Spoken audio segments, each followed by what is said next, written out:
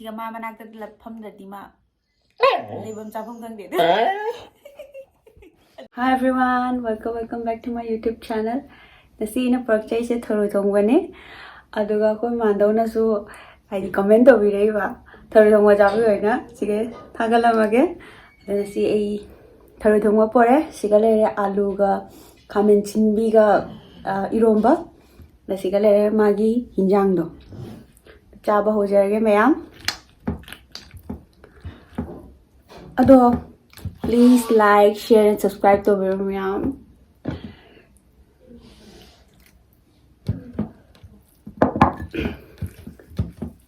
Chaba ho jayege.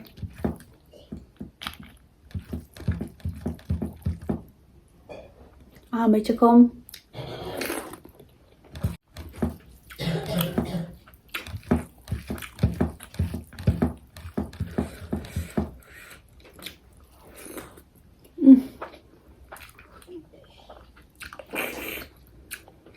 Wow, ini aja. Kolak tu ini. Kedua.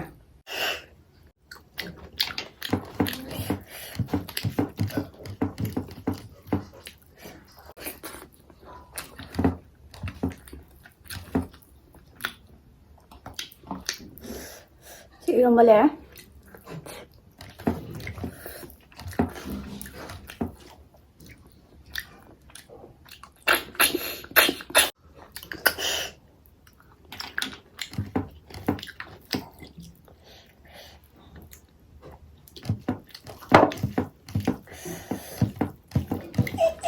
Hai.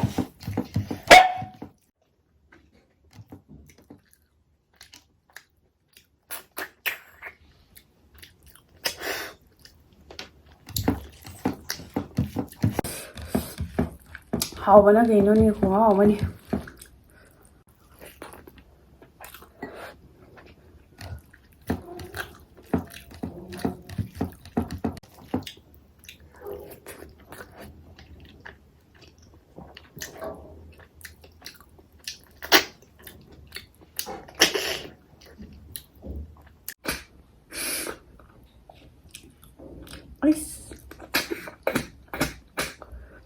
Masih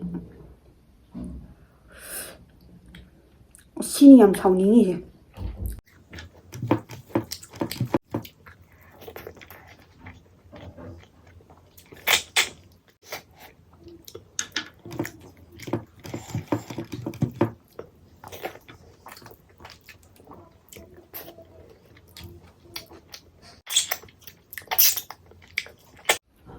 Anh ngầm đi ra nó thật thấu xin nó lạnh đến như là hăng rồi.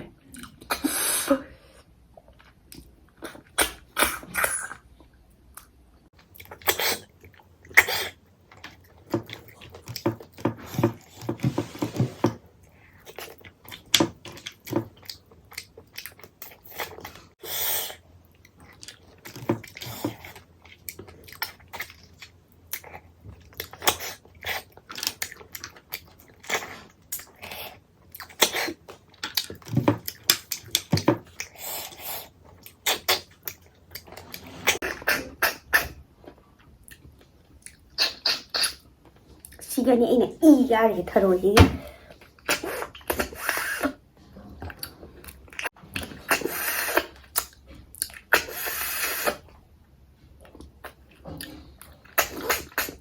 Ayan. Finally thogle.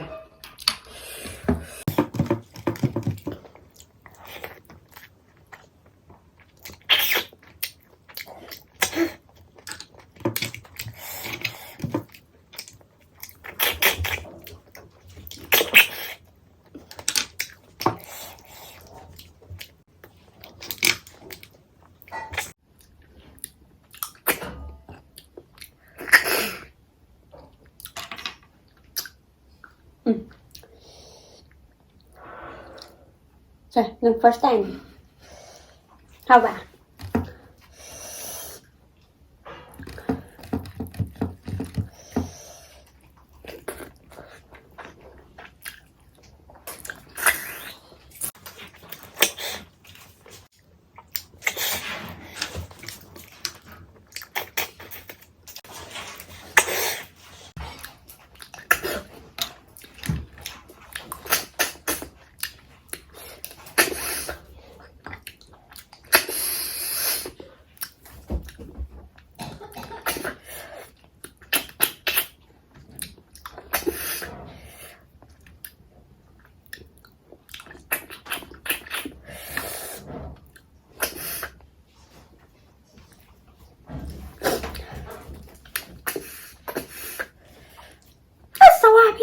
Tharoi cha bai si Tharoi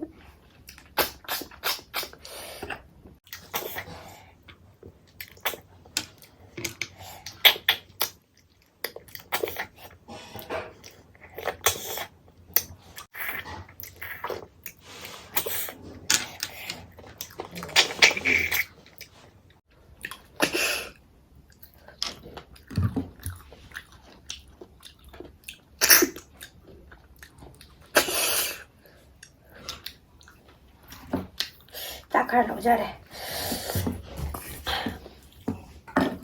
Ini mama na haram bari chak khá là cái này. Ayam. Yang yam hao ibo. Wow ra đây. Yang yam hao imang. Wow ra đây bo.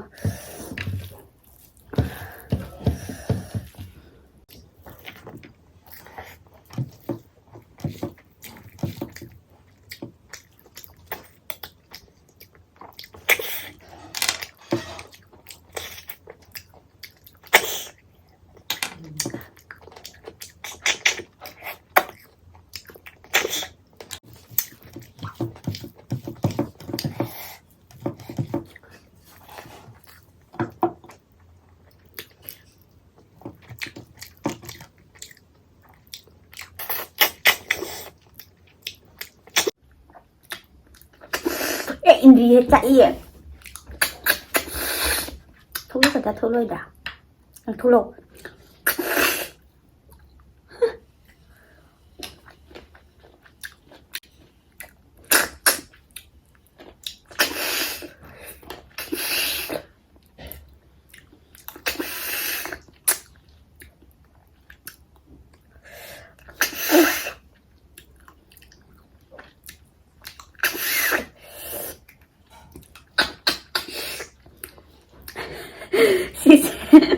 Tharoi những cái chua ngầu đấy em chúc kia sung ngâm mấy ngâm mùi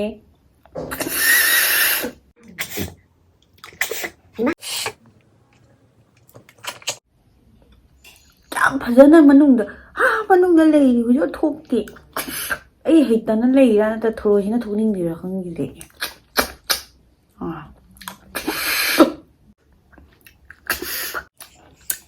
Chín nồi là xa đấy bố.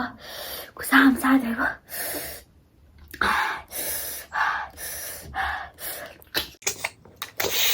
Ây thì Tharoi đi chán ninh đi. Ito, ngầm ra. Nó này hay ngầm cái này.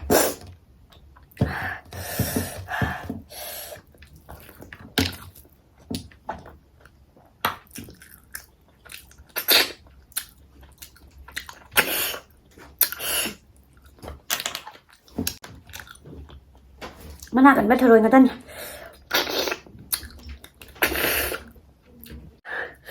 mina ai Tharoi am chụp đi mà chính nhầm chờ này cái đâu mà hăng để ngầm ra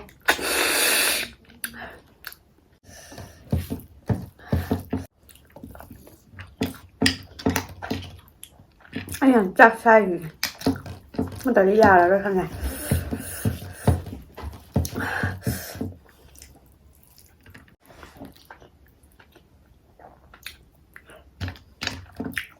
Tharoi nó chỉ cô như sói nghe hả? Hay là chắc vậy?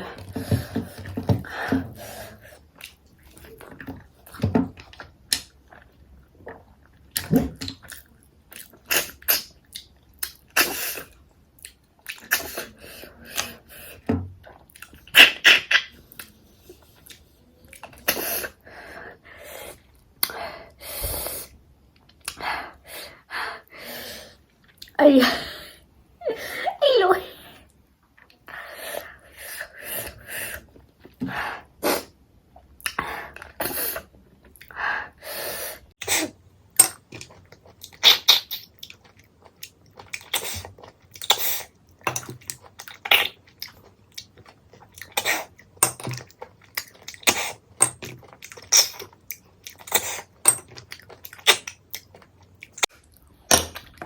chắc chắn rồi bằng gần lạnh với mà đi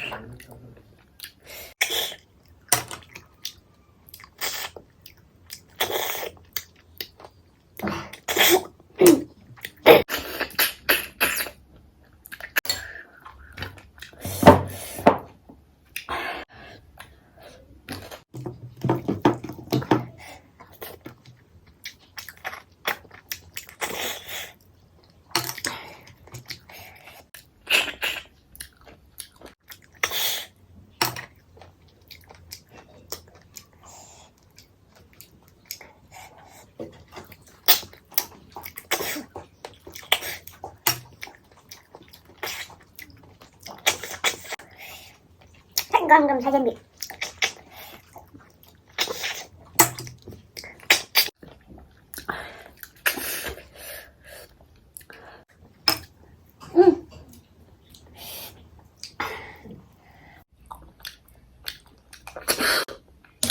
Thôi mà nay em cần lì cân nằm này.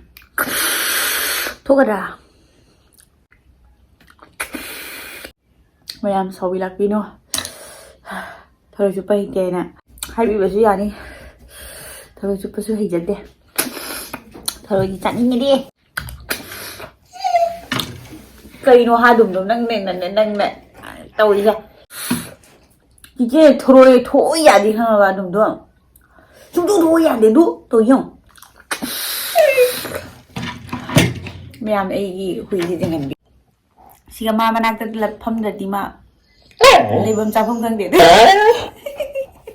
Đi camera. Chú chị đi camera hết rồi cái này đọc thìn cái nhà thoải mái này. Nhằm nục ninh video ấy. Tôi cái ấy sạch sẽ ủi thì nghe mà ngoài chứ. Mang đầu rồi. Em chỉ mà bán được cái thua à. Thua cái nhà em nó khổ cái này nhà. Đâu nó mà đừng được. 무시대.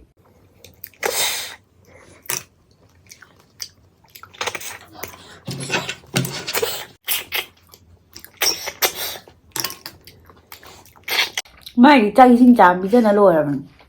이제 풋바가 더라가. 얼마나 말라면 했느냐 봐.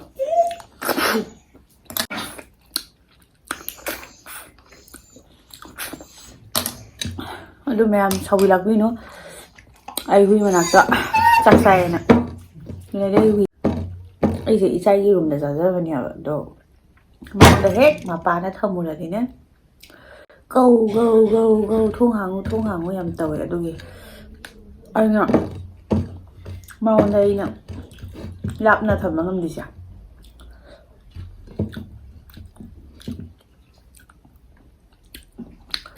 thôi rồi đi chụp bà xem 어머니 톡 도야 톡 찌 야야 나비 cái đủ sai rồi hăng đè 어두나 로샬래 싸디 싸래 어머니 디 hăng đè mana yang kalle thôi rồi 어두나 로션자라게 ma'am